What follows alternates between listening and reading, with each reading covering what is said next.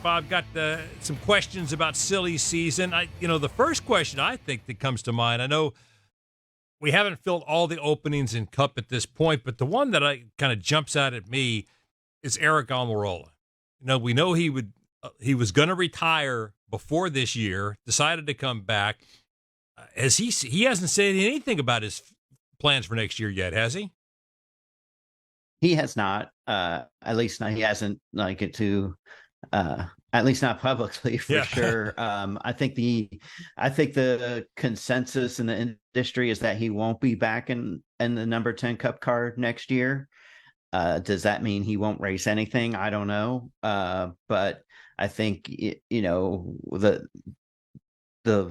still people talking to Stewart-Haas about the number 10, although you look at what Cole Custer's done on the Xfinity side, and you've got to wonder, would any of them be better than Cole, and will they just move Cole up? I think that the feeling is that Cole is probably the favorite, but it all comes down to sponsorship, and if somebody does come in with some dollars, I would think they would look at it. But you never say never, and things have changed so much in the last months on a lot of things.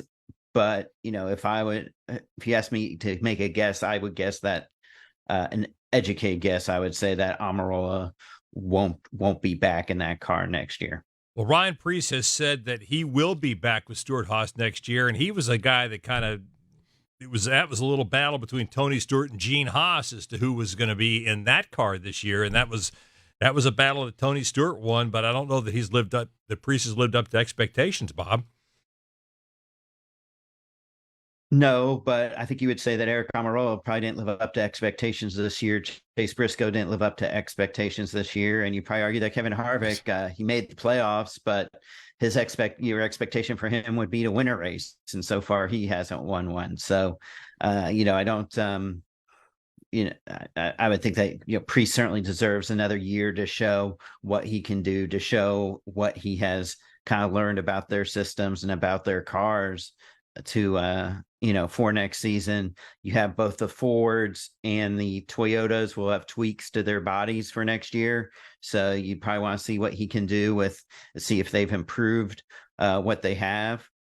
For that, Chevy will not, because they're still trying to figure out kind of what model they're going to field in 2025. And they don't really want to change for 2024 and then again in 2025. I mean, to me, Lewis, Stewart-Haas has become just this enigma where I looked up all of a sudden on Sunday and Chase Briscoe was running in the top 5, and you thought, how did this happen? Because he has been, except for about a 4-race stretch, in the first third of the season, he's been out to lunch most of this year, and this whole organization just they've been lost for like the last 2 seasons. Yeah, I'm really surprised after the strong run, especially with Kevin and his championship. I don't know what happened. I'm not, Tony's busy racing drag racing, and so I'm not so tight. Well, it's nearby Kannapolis. I don't know, but as we said, certain teams, when they go into valleys, are deeper and wider, and perhaps there needs to be some shakeups in middle management too. I don't know. I'm not an engineer. But talking about silly season, is Kaulig going to have Allmendinger back next year in the Cup? That's a good question. Bob, what are you hearing about that? Because AJ, he's full-time in Cup this year. Does he decide to go back to Xfinity full-time? I'm not sure that it's his decision. I think that's Matt Kaulig's decision. Okay. And I think with, AJ he's had something other going on in his life, having a newborn, right, in the last month. So I think that has kind of delayed some of their kind of final decisions and everything. I think I'd say that's probably 50-50 whether Allmendinger is back in a Cup car next year full time, and then if he's not, who do they put as a teammate for Hemric, or does Kaulig go back to what they did before and run a mix of drivers in that car?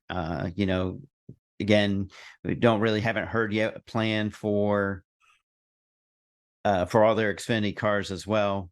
So is Chandler Smith stay Xfinity? Can he be elevated to Cup? What can they do? What will they do? I think still to be determined. Well, let me ask you about a guy that's really impressed a lot of people running as a fill-in in Cup, and that's Carson Hocevar. We know he can't be in the 42 next year because that's already been given to John Hunter Nemechek. But has Hocevar impressed enough people, Bob, that he can get a ride in Cup next year? Yeah, I mean, I think he did before that. I don't think it's a secret that he's the heavy favorite to replace Ty Dillon at Spire next year in the number 77. Haven't heard anything different over the last month.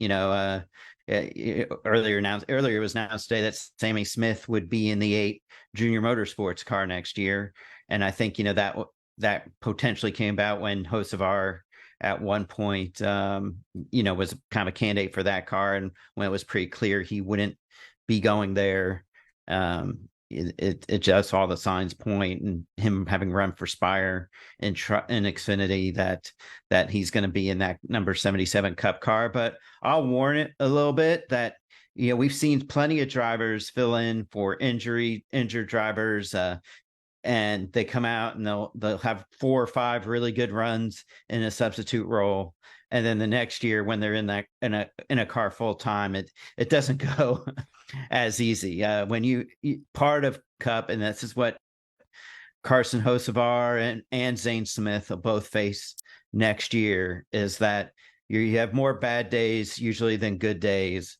and you're racing week in and week out, and you're getting kicked in the gut virtually every week. And after 4 or 5 straight weeks of that, how do you respond? And that tends to be a learning experience. And if they want any advice, they can go talk to Ty Gibbs. Yeah. Yeah, exactly right. One more thing, one guy I want to talk about, Lewis. We already in the last couple of weeks talked about SVG, who's going to have a really a mixed up, not mixed up schedule, but a mix and match schedule across all national series and maybe some ARCA races too, in conjunction with Trackhouse Racing. But now Brody Kostecki, who we saw in Indianapolis, running for RCR in Indianapolis, now his manager is saying that the Australian, who runs in the Australian Supercross Series, that he could run up to 3 races in the Cup Series next year. And I think RCR, again, interested in having him up here running there as well. Yeah. I wonder, again, switching, we have seen a couple of people who've come from road racing have made a great, have made a decent, I guess, I won't say great because no championships, but it takes a very special driver. When you spoke to SVG or Kostecki at Indy, the Super V8 cars, they're similar, but it's not the same as a Cup car. Yeah, and the handling, to make this transition is not very easy. And I recalled Marcus Ambrose, and I said, well, JTG was a smaller team back then. So, and RCR is actually on the upward swing. So 3 races, okay, there's plenty of road races now in Cup, but, it's a long way to go from, part-time fill-in to, and it's so challenging to change from the road racing to the ovals. I've seen it. Dario didn't make the transition so well, and Sam Hornish Jr. That to me, he just didn't make the transition. And this guy ran ovals, and beat Penske in a smaller team car in IndyCar. So should be interesting. I love having everybody come over here. Again, SVG's victory in Chicago was a total win-win all around. I think there's actually happy people in Chicago still who never saw a race before. But it's a big step. So we'll have to see about what happens with people come over from the only road course experience.